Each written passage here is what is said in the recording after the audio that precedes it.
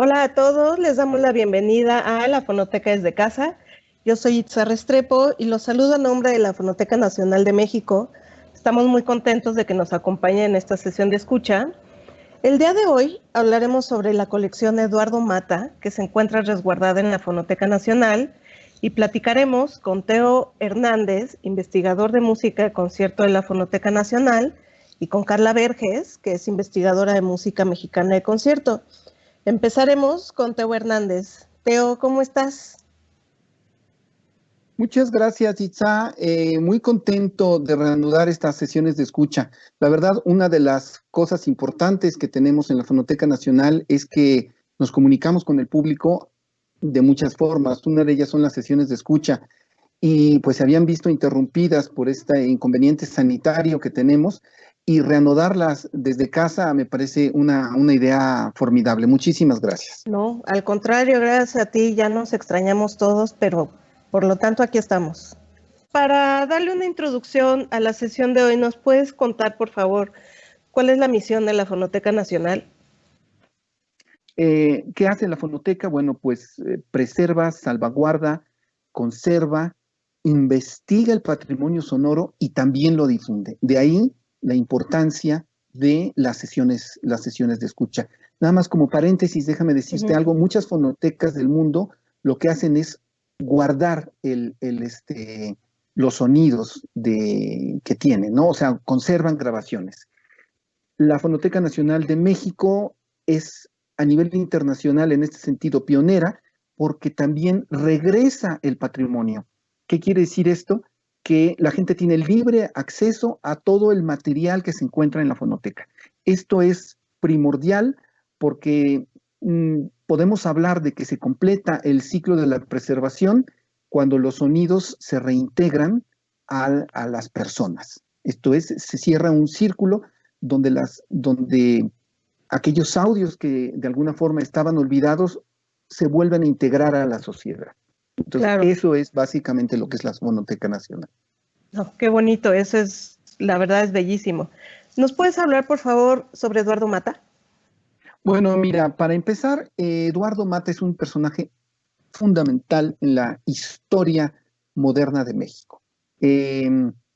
Por mencionar algo, el Colegio Nacional ha tenido 3 miembros músicos a lo largo de su historia, de su fundación. El primero fue Carlos Chávez, el segundo fue Eduardo Mata y el tercero es Mario Lavista. Esto nos habla de la importancia en la cultura que tuvo Eduardo Mata como persona. Por otro lado, de alguna forma es uno de los principales promotores de la música mexicana en el mundo y por el otro lado, su labor en México, su labor como director, cuando fue director de la Orquesta Sinfónica de la Universidad, que después la transformó en Orquesta Filarmónica de la Universidad, dejó marcado al público, o sea, hizo una forma de escuchar diferente a todos aquellos que lo conocían, que lo conocieron y que convivieron con él. Entonces, de alguna forma no podríamos entender al México actual sin la figura de Eduardo Mata. Claro. ¿Nos puedes platicar un poco sobre sus inicios en el conservatorio y el taller de composición? Sí, mira, antes te voy a contar unas anécdotas. No quiero extenderme en la cuestión de la infancia de Eduardo Mata, porque bueno, se nos acabaría el tiempo rápidamente, ¿no? Claro. Porque además de todas maneras entró muy joven al taller de composición.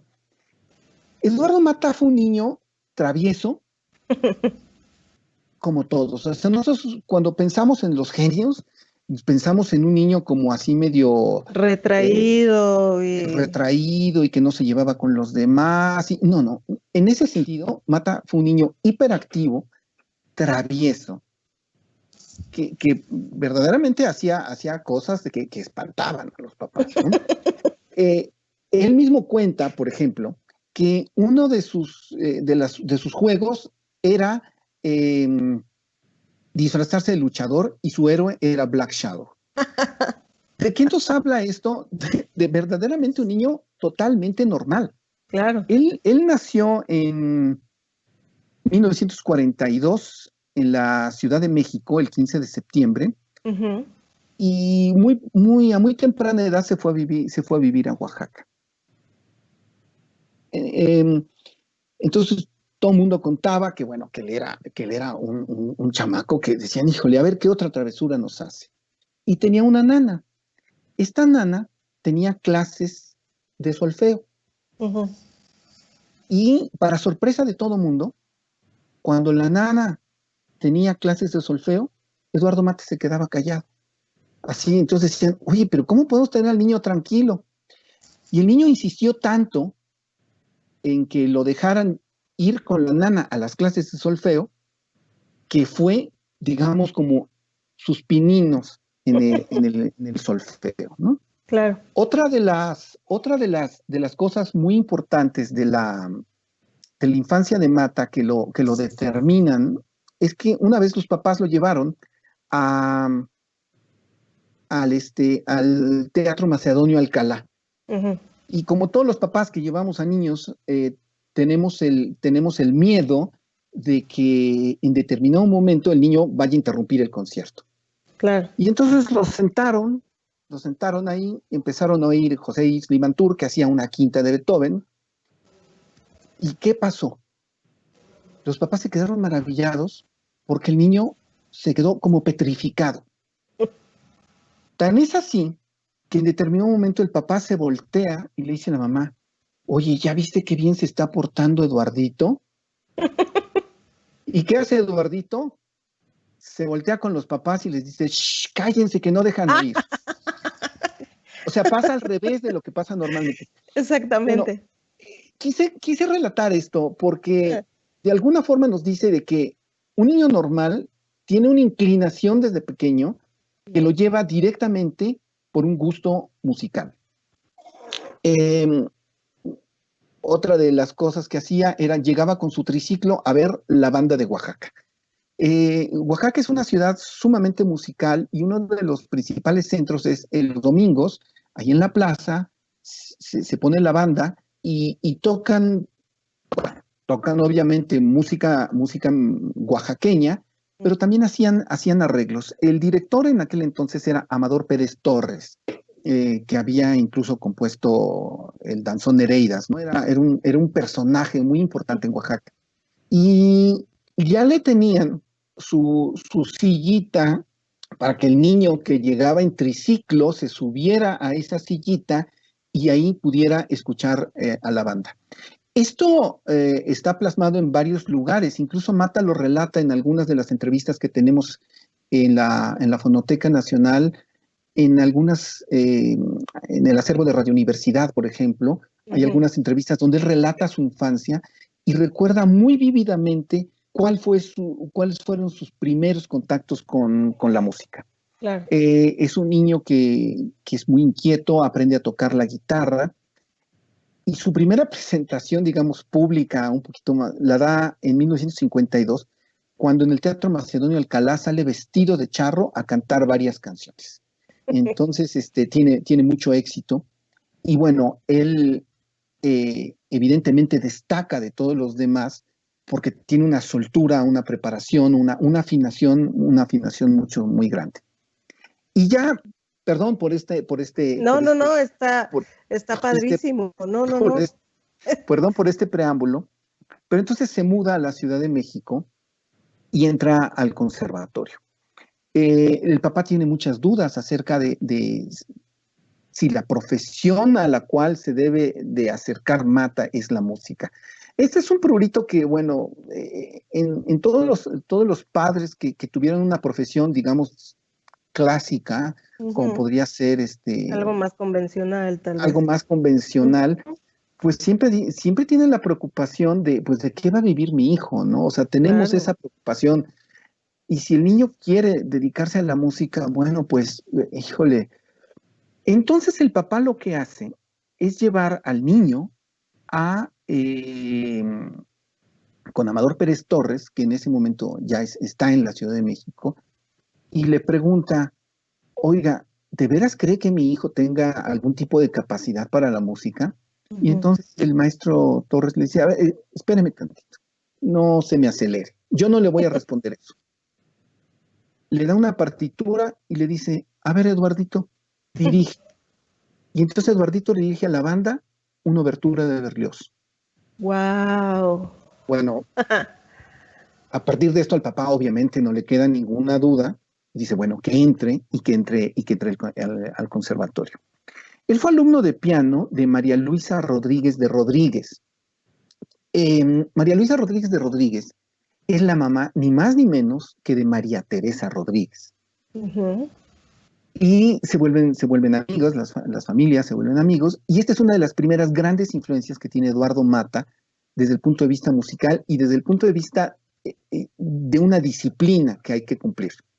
Porque ya se entiende, no es un juego, ya es trabajo en serio, ¿no?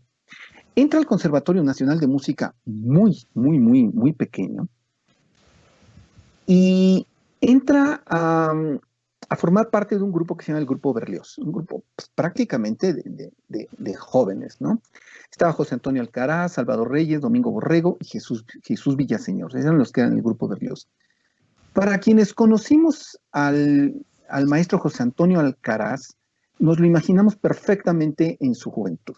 Él había sido un niño de estos niños prodigios, de los niños catedráticos, era una persona cultísima, pero cultísima, o sea, había leído todo lo que había que leer ya de niño.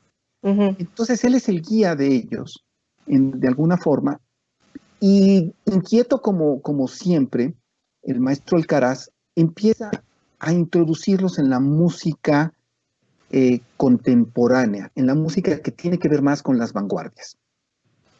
¿Por qué? Porque esto es digamos, influencia tan importante, porque hay que pensar y recordar que la principal corriente musical que había habido en México durante de 1920 a 1950, a 1960, había sido el nacionalismo. El nacionalismo que había empezado Manuel M. Ponce y que habían continuado Carlos Chávez y Silvestre Revueltas. Silvestre Revueltas muere en 1940 y entonces, por así decirlo, trunca totalmente esa parte nacionalista que tenía. Pero los continuadores del nacionalismo, José Pablo Moncayo, Blas Galindo, Salvador Contreras, uh-huh. esta generación son los maestros de Eduardo Mata. De hecho, José Pablo Moncayo es maestro de Eduardo Mata en el Conservatorio Nacional de Música. Entonces, el hecho de estar pensando en una corriente moderna en las vanguardias mexicanas, las vanguardias mundiales, lo hace abrirse el panorama a tener un gusto internacional. Es ahí cuando Eduardo Mata tiene un poco esta cosa de, ¿qué voy a hacer? Quiero ser músico, pero ¿qué tipo de músico? Porque él siempre pensó en ser un compositor. Se le ofrece aquí la oportunidad de entrar al taller de composición de Carlos Chávez, uh-huh. y él concursa para entrar. ¿En qué consiste el taller de composición de Carlos Chávez? En una cosa, en un proyecto absolutamente, digamos, diferente a todo lo que se había hecho anteriormente en el conservatorio. Carlos Chávez decide tener un grupo de alumnos que dejen de tomar las materias normales del Conservatorio Nacional de Música para dedicarse exclusivamente a un taller donde van a estar literalmente día y noche. O sea, van a trabajar y además van a trabajar, y por eso se llama taller, retomando los talleres de los maestros que venían con esta tradición medieval y renacentista. ¿Qué hacía alguien para aprender pintura en la Edad Media o en el Renacimiento? Pues no iba y tomaba clases. Lo que hacía era meterse a trabajar en el taller de uno de los grandes creadores. Uh-huh. Esta misma idea la toma Chávez y les dice, van a estar ustedes bajo mi tutela, se van a separar totalmente de la enseñanza tradicional y se van a dedicar de tiempo completo a mí. Hacen exámenes verdaderamente terribles y a este taller de composición entran el maestro Jesús Villaseñor, quien por cierto todavía vive y sigue siendo uno de los grandes compositores de México. El maestro sigue componiendo. Héctor Quintanar, Leonardo Velázquez, Humberto Hernández Medrano y, por supuesto, Eduardo Mata. Y la forma de trabajo era absolutamente despiadada. Incluso se les da un apoyo, se les da una beca para que puedan dedicarse exclusivamente. Claro, era trabajo de tiempo completo. Era trabajo de tiempo completo. Y una de las particularidades del taller de Carlos Chávez era que los hacía analizar y componer en los diferentes estilos que se habían dado a lo largo de la historia musical. Entonces los hace componer una sinfonía clásica, una sonata en el estilo de Mozart, después una sonata romántica en el estilo de Brahms, o una sinfonía, y los hace desmenuzar las obras. Esto les da un panorama y unas herramientas técnicas verdaderamente tremendas. En esta primera etapa de Eduardo Mata, es cuando compone una de sus obras tempranas. Lamentablemente, casi todas las obras de Eduardo Mata como compositor son obras de este periodo, obras tempranas. Entonces me gustaría que escucháramos la primera, que está basada, digamos que es un tema y variaciones sobre una canción española que es Tres Murillas me enamoran en Jaén. La orquestación es ni siquiera la instrumentación, porque no llega a ser una orquesta, es una serie de elementos que van a resultar en contrastes tímbricos y rítmicos, y van a hacer una serie de variaciones. Después se incorpora el tema con un tenor y hay un desarrollo. Esta idea de tema y variaciones la lleva Mata un poco más allá y la convierte en una obra verdaderamente interesante y una obra propia. Entonces, la grabación que vamos a escuchar es una grabación que nunca se ha editado en disco compacto y que fue de las que Mata hizo para Voz Viva de México. Ok, tengo entendido que es Aire sobre un tema del siglo XVI. Sí, perdón, así se llama. Tiene nombre. Listo, entonces vamos a escuchar esta pieza y ahorita regresamos.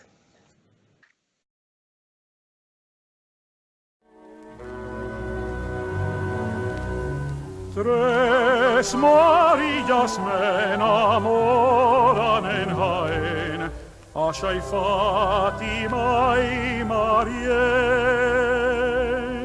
Tres Marillas tan garridas iban a coger olivas y hollaban las cogidas en Jaén.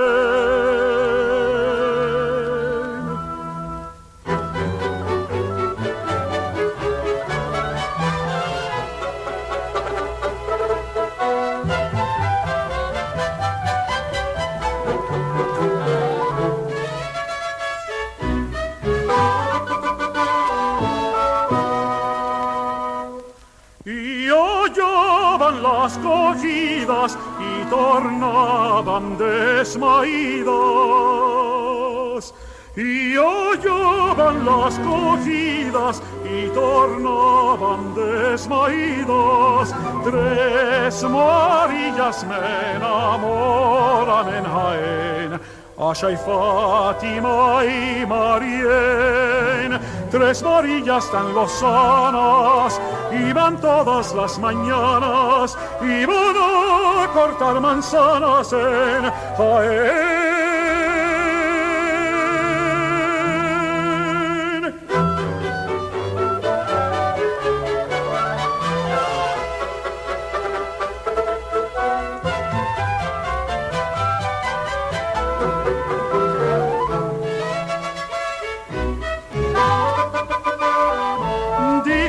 ¿Quién soy, señoras, de mi vida robadoras? Cristianas, que éramos moras, moras en Jaén,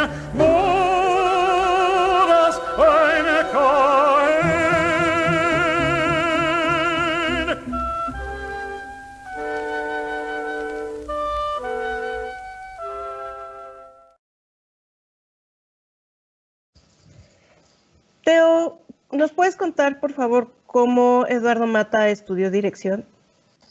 Es, es un tema bonito, ¿no? Porque muchos resulta que Mata no es único en este sentido. Él estudió composición en el taller de Carlos Chávez, pero siempre era el primero que en determinado momento en el conservatorio formaba algún grupo y lo dirigía. En principio esto le surgió, bueno, porque le gustaba la música, pero después se convirtió en una necesidad derivada de el deseo de que su música se escuchara y la música de sus compañeros del taller, porque ¿quién se va a animar a dirigir las obras de unos muchachos que además ni siquiera están dentro del programa normal del conservatorio?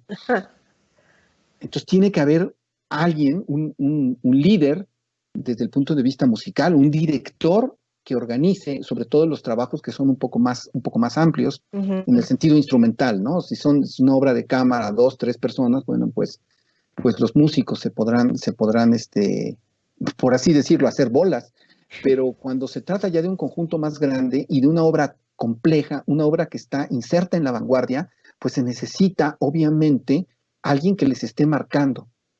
Entonces, Mata, de alguna forma, participa en este taller también de las enseñanzas de Chávez como director. No olvidemos que Chávez fue un gran director que fundó la Orquesta Sinfónica de México, después trabajó en la Sinfónica Nacional, dirigió en muchísimas partes del mundo, dirigió en Europa, dirigió en Estados Unidos, y de hecho su trabajo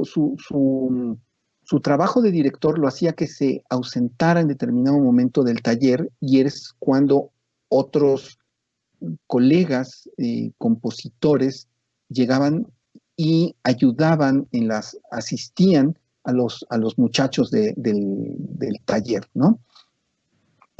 Bueno, esto es para darnos un poco de cuenta la idea de cómo era el ambiente y de cómo es que Mata sí tuvo de alguna forma asistencia en la cuestión de dirección de Carlos Chávez, aunque no fuera directamente. Pero después él, que quiere dirigir bien, va a Tanglewood, y en Tanglewood es alumno de Erich Leinsdorf, uno de los grandes maestros y recordadísimo director. Es alumno de Gunther Schuller y también es alumno de Igor Markevich. Ahora, si nos ponemos a pensar, aunque son estudios formales de dirección, son estudios muy cortos. Él estudia poco realmente la cuestión de la dirección. Sí tiene grandes maestros, pero durante periodos cortos. Su visión de lo que es la dirección de orquesta la va adquiriendo a través de los años. Pero él siempre fue muy audaz. Entonces es así como en 1962 le ofrecen la Orquesta de Guadalajara, imaginemos, 1942, 1962, o sea, realmente sigue siendo muy joven. Le ofrecen la Orquesta de Guadalajara y él es titular de la Orquesta de Guadalajara en este año. En 1962 se casa con Bárbara Chazón y tiene 2 hijos, Pilar Iskik y Roberto. Pilar Iskik Mata, Roberto Mata Chazón. Tiempo después se divorcia y se vuelve a casar. Pero bueno, esto por lo pronto vamos a Eso dejarlo. No es tema de hoy. Vamos a dejarlo de lado. Resulta que él está haciendo a la Orquesta de Guadalajara y un buen día lo va a ver Javier Barrosierra. Javier Barrosierra, rector de la universidad, recordado por todo mundo como uno de los grandes impulsores de la cultura y uno de los grandes rectores que ha tenido la universidad, y una de las personalidades, sobre todo durante el conflicto del 68, más importantes de México, ¿no? Entonces Javier Barrosierra escucha un concierto y dice: yo quiero reformar a la Orquesta Sinfónica de la universidad. En ese momento se llamaba Orquesta Sinfónica de la Universidad Nacional Autónoma de México, o u orquesta de la universidad. Dice, yo quiero reformarla porque tiene muy poco público. En ese momento había varias orquestas en la ciudad, cada uno con su público determinado, y no siempre se llenaban los conciertos de ninguna. Es así como a los 24 años, en 1966, llega a dirigir la Orquesta Sinfónica de la Universidad Nacional Autónoma de México. Primero llega a la Dirección General de Música, se está un tiempito ahí, y luego el rector ya le dice, no, ya, ponte por favor a dirigir a la Orquesta Sinfónica de la Universidad. Uh-huh. Y aquí viene una de las cosas más relevantes de su carrera. Imaginemos un público total y absolutamente universitario que tiene la edad que tiene Eduardo Mata.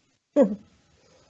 Y el director, que es la vanguardia, o sea, digamos, siempre consideramos al director de orquesta como la persona elevada, como es. Es una persona que tiene la misma edad que los jóvenes, y no solamente eso, sino que además no les da el repertorio tradicional. O sea, no les dice, vengan con esa solemnidad, vamos a escuchar a los grandes clásicos, vamos a escuchar a Beethoven, a Tchaikovsky, a Brahms. Les dice, sí, vamos a escuchar a todos esos, pero vamos a escuchar a Pierre Boulez, vamos a escuchar a Karlheinz Stockhausen, vamos a John Cage. Hace el estreno en México del Pierrot Lunar, obra importantísima. Y con este magnetismo impresionante que tiene, empieza a llenar los conciertos. Primero están en el Teatro de Arquitectura, después se van al Javier Barrosierra, uh-huh. Al Auditorio Barrosierra, que es ahora llamado el Che, y que lastimeramente está tomado y que no se pueden hacer uh-huh. actividades en este recinto tan importante en el cual se presentaron tantas actividades tan importantes. Uh-huh. Y se empiezan a llenar tanto los conciertos que tienen que tener sedes alternas en el Metropolitan y en el Teatro Hidalgo, e incluso se hacen conciertos al aire libre. O sea, literalmente está llevando la música a los alumnos de una forma totalmente de tú a tú. Obviamente se empiezan a atascar los conciertos, y el primero en asistir a los conciertos, por supuesto que es el rector, ¿no? Uh-huh. Ahí se hace muy amigo de Manuel de la Cera.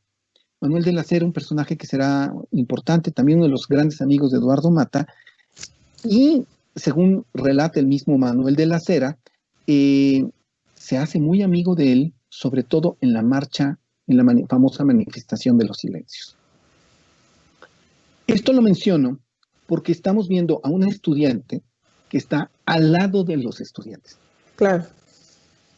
Esto aunado a su gran carisma, a un repertorio totalmente diferente, hace uh-huh. algo que nadie más en la historia de México ha logrado, que es formar un público que es al mismo tiempo conocedor, porque ha escuchado mucho, y al mismo tiempo abierto a cualquier tipo de música que haya.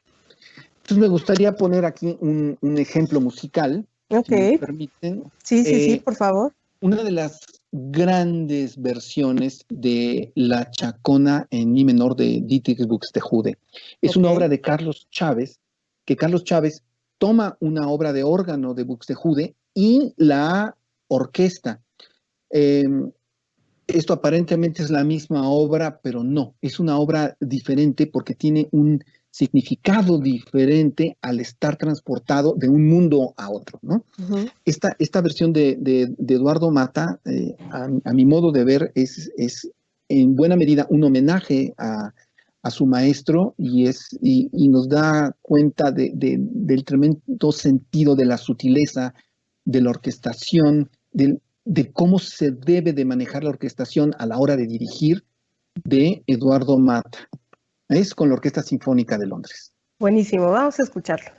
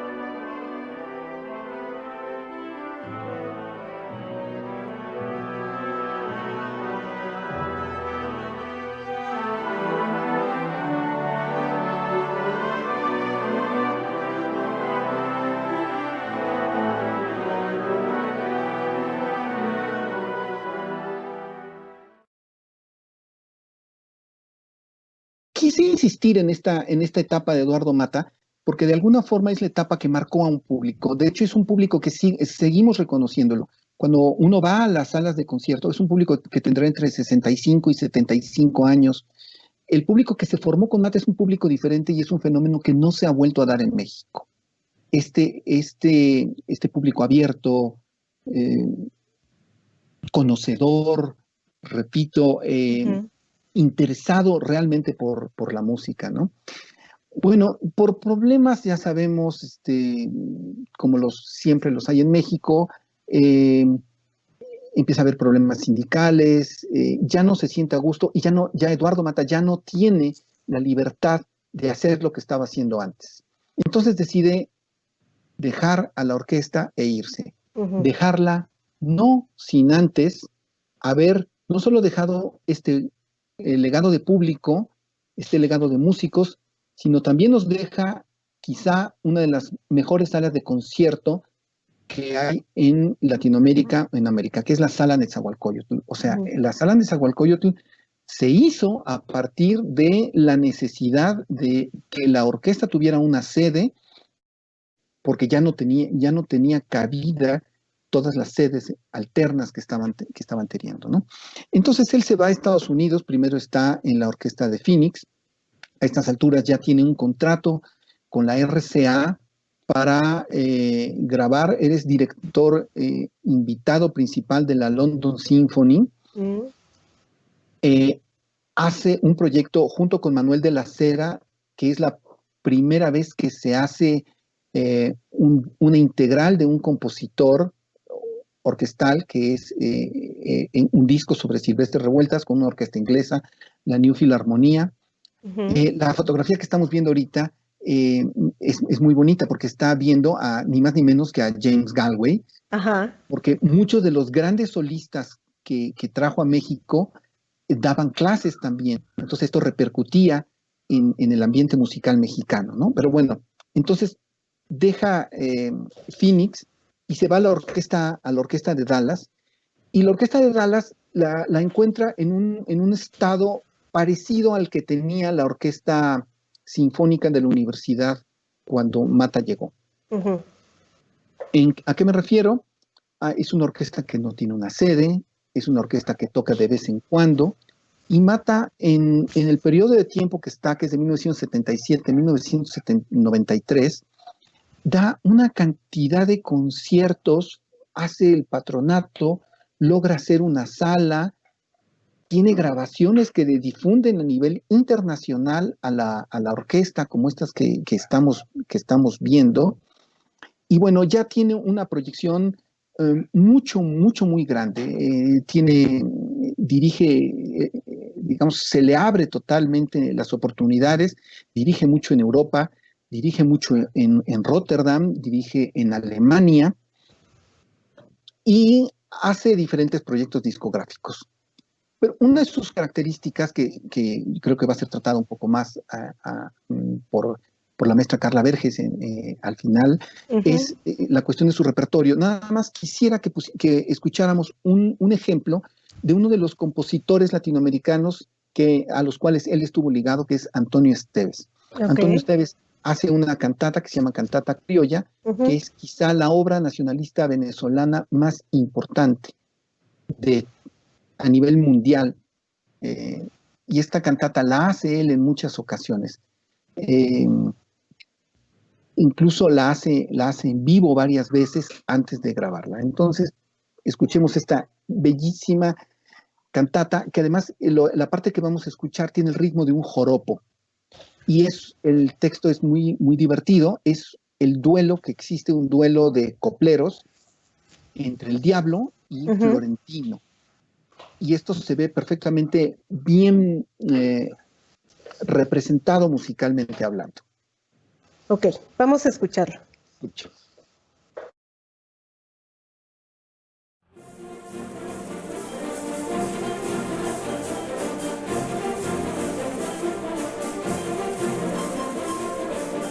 A ti le quita pesares, contésteme esta pregunta, ¿Quién es el que bebe arena en la noche más oscura? En la noche más oscura, lo malo no es el lanzazo, sino quien no lo retruca. Tiene que beber arena el que no bebe agua nunca.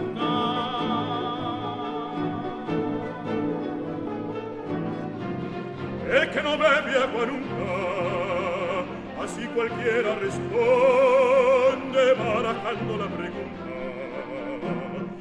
¿Quién mata al asesinado en Hawái y arena pura?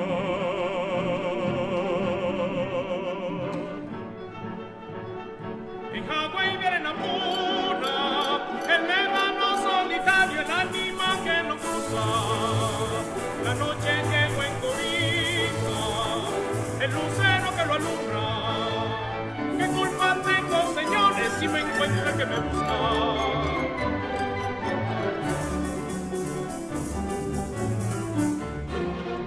Que tiene tantas artes, déjeme que se la fea.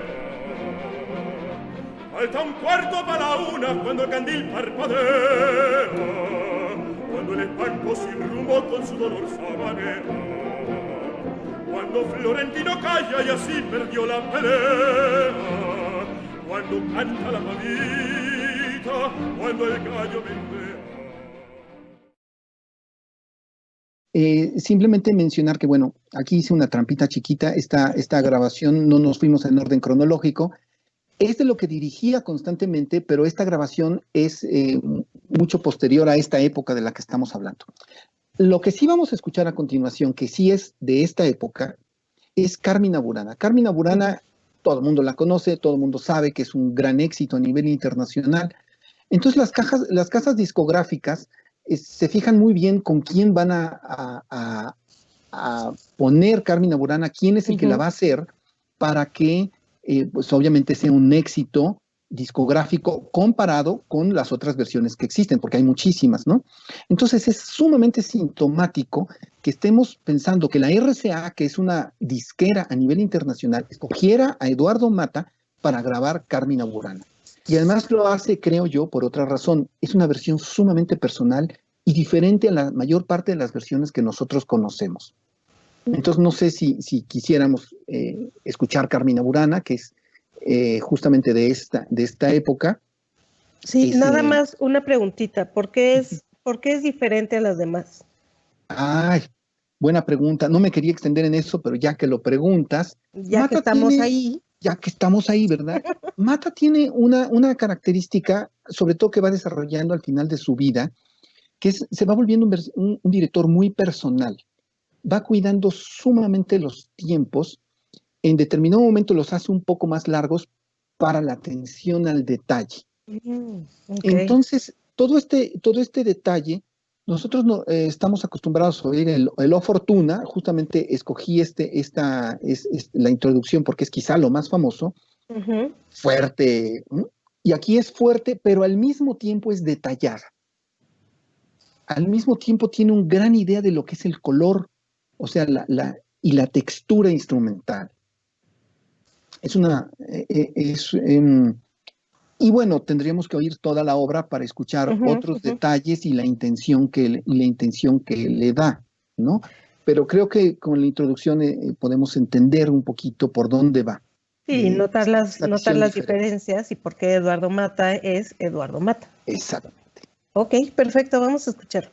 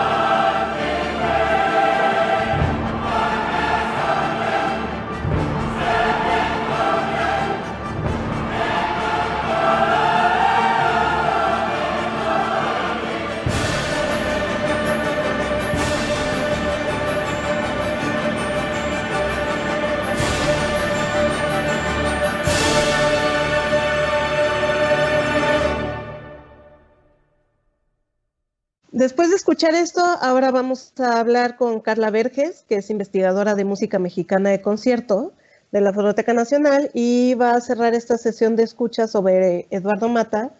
Y Carla, ¿nos platicas, por favor, sobre el acervo que tenemos de Mata en la Fonoteca Nacional? Con mucho gusto, Itza. Mira, es para mí un gusto hablarles de este acervo. Este acervo está en resguardo de la Fonoteca Nacional gracias a la generosidad de los hijos del maestro Mata, Pilar y Roberto Mata Chazón. Este acervo es el acervo que Eduardo Mata conjuntó a lo largo de su vida y está conformado por diferentes tipos de soportes. Tenemos cintas de carrete abierto, tenemos LPs, discos de corte directo, cassettes, DATs, CDs, DVDs, y también tenemos programas de mano, fotografías, reconocimientos, documentos. En fin, es uno de los acervos más completos que resguarda la Fonoteca Nacional. Es un acervo tan grande que yo, para hablarles un poquito de todo el acervo, lo dividí en 4 partes. Primero me gustaría hablarles de las grabaciones que tenemos de Mata como compositor. Mata como compositor no es muy conocido y aquí tenemos grabaciones como por ejemplo el ballet Los Huesos Secos, la suite de ballet Débora, La Venganza del Pescador, una grabación de Carlos Chávez al frente de la Sinfónica Nacional donde dirige la Sinfonía número 2 romántica de Eduardo Mata. En fin, esta forma de acercarnos a Mata como compositor creo que es muy importante porque no hay otra manera de hacerlo. Claro. La otra parte del acervo nos lleva de la mano a través de la trayectoria de Eduardo Mata como director, desde sus inicios hasta el final de su vida. Vamos a pasar por la Orquesta Sinfónica de Guadalajara, que fue su primera orquesta, la Orquesta Sinfónica de la Universidad, a la que él bautizó después como Filarmónica de la Universidad, y aquí está dirigiendo como titular y también en su calidad de director huésped, que aún estando en el extranjero frecuentemente venía a dirigirla. Por supuesto, sus grabaciones con Sinfónica Nacional, y obviamente sus grabaciones con las 2 orquestas de las que fue titular en Estados Unidos, Phoenix y Dallas, y otras orquestas estadounidenses, Cleveland, Filadelfia, Pittsburgh. Sus grabaciones con la New Philharmonia y con la Sinfónica de Londres, con las que incluso hizo giras, hizo grabaciones con la Orquesta Yomiuri de Japón, la Orquesta del Centro de las Artes de Canadá, Rotterdam, Estocolmo. En fin, es un universo grandísimo porque Mata dirigía en todo el mundo. Esto nos lleva de la mano también a poder conocer y escuchar a los solistas que colaboraban con él. Por supuesto, todos los solistas mexicanos, él guardó una relación muy estrecha con los músicos mexicanos y músicos internacionales de la talla de Claudia Rau, de Henrik Schering, de Guido Kremer, Alicia de la Rocha, Plácido Domingo. Son cientos de intérpretes que colaboraron con él a lo largo de su vida. También me gustaría hablarles del repertorio de Eduardo Mata. Él tenía un repertorio muy amplio, hizo estrenos de muchísimas obras, pero a lo largo de su vida siempre fue un ferviente promotor de la música mexicana y latinoamericana. Chávez, por supuesto, Revueltas, Ponce, Jiménez Mabarac, Gutiérrez Heras, La Visa, siempre estuvieron presentes dentro de su repertorio, y los latinoamericanos como Villalobos, Ginastera. Por supuesto, dirigió muchísimas veces la cantata criolla de Esteves, obras de su querido Julián Orbón, y dentro de su repertorio internacional, pues nos damos cuenta que era muy amplio, pero tenía, digamos, sus compositores favoritos, Falla, Stravinsky, Ravel, Mozart, Beethoven, y ni qué decir de su Mahler, cuyas interpretaciones son verdaderamente excelsas. Esto es en cuanto a él como director. Nos da la oportunidad, este acervo, de acercarnos, de escuchar obras, conciertos en vivo, obviamente inéditos, y cada uno de ellos tiene una particularidad que Mata le da. Cada uno de ellos nos va a sorprender, aunque sea la misma obra con diferentes orquestas, vamos a oír cosas diferentes. La otra parte del acervo que me parece muy interesante es la parte de los discos editados en CD y en LP que Mata compraba y que él, digamos, es su parte melómana y nos acerca a saber qué oía Mata, de qué nutría su universo musical.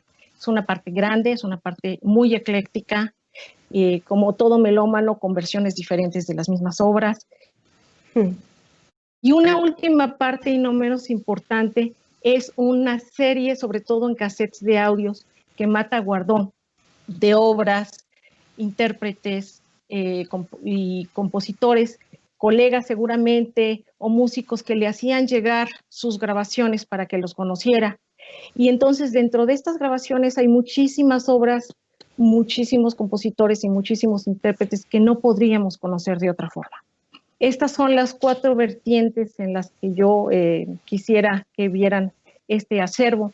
Y yo los invito a que vayan a la Fonoteca Nacional, a la Audioteca Octavio Paz, que se sumerjan en este maravilloso universo musical, que es el legado que Eduardo Mata nos dejó a través de sus hijos, y que la Fonoteca Nacional conserva con muchísimo orgullo y lo difunde y los pone a disposición de cada uno de ustedes. Muchas gracias. Al contrario, Carla, muchísimas gracias y qué bueno que tocas este tema, de que todo esto que hemos platicado se puede consultar en la Audioteca de la Fonoteca Nacional. Próximamente cuando nos den bandera para abrir, los esperamos a todos ahí. Y por lo pronto agradezco muchísimo e infinitamente a Teo Hernández y a Carla Verges por esta interesantísima sesión de esta colección tan importante que está resguardada en la Fonoteca Nacional de México. Mi nombre es Itza Restrepo y los invito a que sigan la programación de la Fonoteca Nacional desde casa y que también nos sigan en nuestras redes. Los voy a dejar con una pieza llamada 8 por radio de Silvestre Revueltas, con interpretación de la Orquesta Sinfónica de la Universidad y obviamente dirigida por Eduardo Mata. Muchas gracias a todos.